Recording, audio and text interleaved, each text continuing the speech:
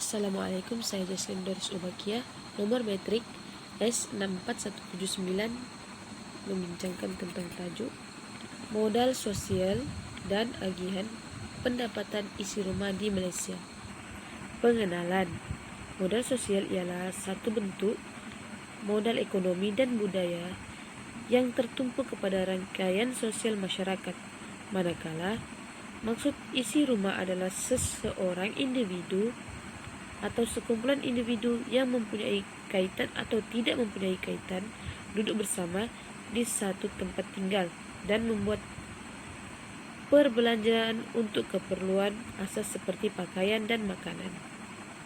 Seterusnya, maksud pendapatan isi rumah adalah jumlah pendapatan yang diperolehi setiap isi rumah dan boleh dirujuk sebagai pendapatan kasar. Selain itu, rata pendapatan isi rumah pula merupakan semua pendapatan isi rumah ditambah dan dibahagi dengan bilangan isi rumah. Pendapatan isi rumah, yaitu HIS, merupakan salah satu penyiasatan yang dijalankan pada kekerapan 2 kali setiap 5 tahun. Faktor-faktor dan usaha modal sosial agihan pendapatan isi rumah. Yang pertama adalah memperluaskan peluang pekerjaan. Usaha pihak kerajaan dalam menangani masalah ketidakseimbangan ekonomi dengan memberikan tumpuan kepada aspek kemiskinan, jurang antara penduduk bandar dan luar bandar dalam berbagai aspek untuk memperluaskan peluang pekerjaan di Malaysia. Tambahan pula, dalam era kos sara hidup yang semakin meningkat beserta bebanan terhadap turun naik harga minyak dan barang wajib, telah memberikan impak yang besar kepada perbelanjaan isi rumah di Malaysia dan turut memberikan impak negatif terhadap modal sosial. Oleh itu, pihak kerajaan haruslah memberikan tumpuan penting terhadap isu peluang pekerjaan kepada rakyat. Hal ini dikatakan demikian kerana kemajuan yang semakin tinggi sangat memerlukan pendapatan masyarakat dalam keadaan stabil untuk menampung kehidupan mereka. Yang kedua adalah memperbarui dan melaksanakan gaji minimum.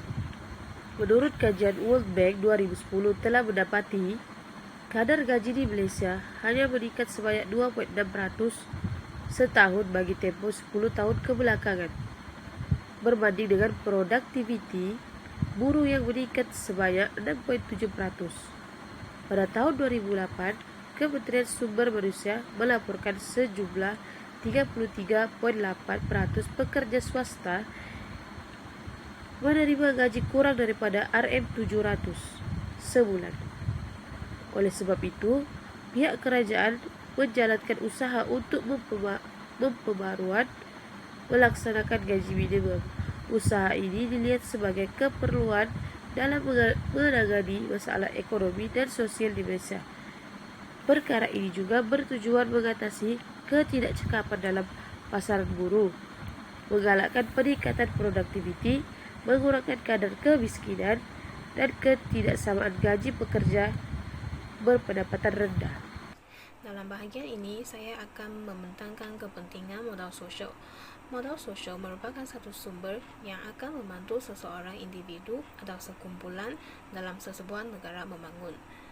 Kalau sesebuah negara tanpa sumber modal sosial, ini akan menjadikan susah dalam pertumbuhan ekonomi dan pembangunan manusia.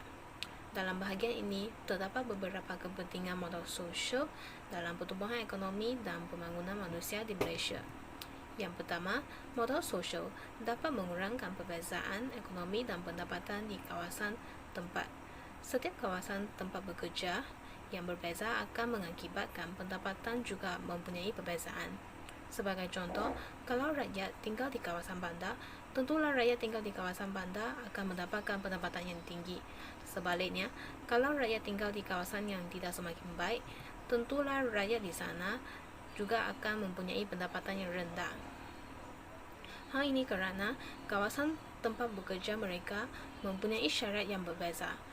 Selain kepentingan ini, modal sosial juga dapat mempertingkatkan kerjasama individu bagi mendapatkan manfaat bersama ahli komuniti. Kerjasama rakyat ialah keperluan asas kepada masyarakat kerana untuk menjamin kesejahteraan hidup sesebuah negara. Sebagai contoh, rakyat untuk mendapatkan sesuatu perkhidmatan masyarakat, mereka boleh bekerjasama membuat aduan kepada pihak kerajaan untuk mendapatkan sesuatu manfaat bersama, tidak kisah agama atau budaya masing-masing. Seterusnya, modal sosial dapat mempunyai pertalian dan berkait rapat dengan keupayaan komuniti. Ini dapat membantu pembangunan sosial melalui beberapa tindakan. Misalnya, mengeratkan hubungan yang kukuh, menyelesaikan masalah.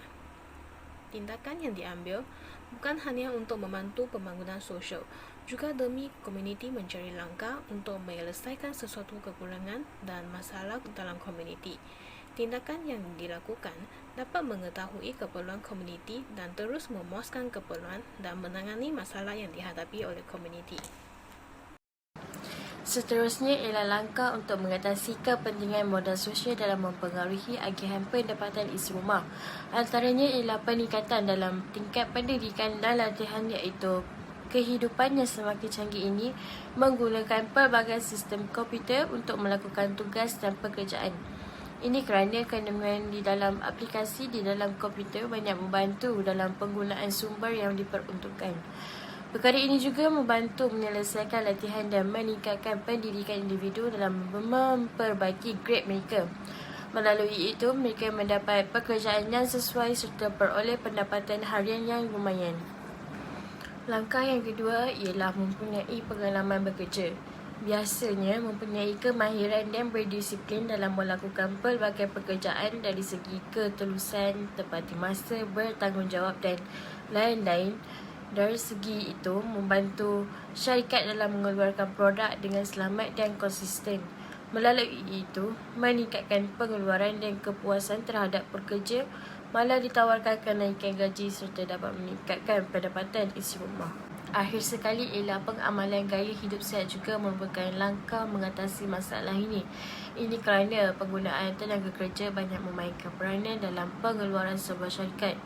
Setiap pekerjaan memerlukan tenaga dan ketakasan bagi memastikan kelancaran dalam melakukan tugas. Perkara ini secara tidak langsung dapat meningkatkan pendapatan syarikat yang membantu pekerja peroleh kenaikan gaji dan penambahbaikan dapat dibuat. Bukan itu sahaja, peningkatan peratus jumlah pendapatan isi rumah sekaligus akan mengurangkan keterseimbangan agihan pendapatan isi rumah. Bagi kesimpulan pula, secara keseluruhannya, modal sosial ini memudahkan urusan kerja sama ada dalam bentuk individu atau berkumpulan untuk saling bekerjasama mencapai matlamat yang telah ditetapkan. Modal sosial ini juga memberi pengaruh besar terhadap agihan pendapatan isi rumah.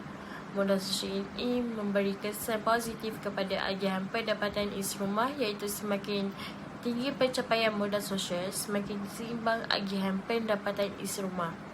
Bukan itu sahaja, semangat yang diamalkan dalam diri juga membantu untuk bangkit bagi melanjutkan kehidupan yang susah kepada yang lebih baik.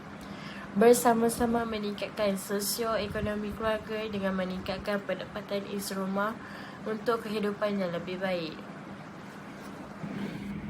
Sekian, terima kasih.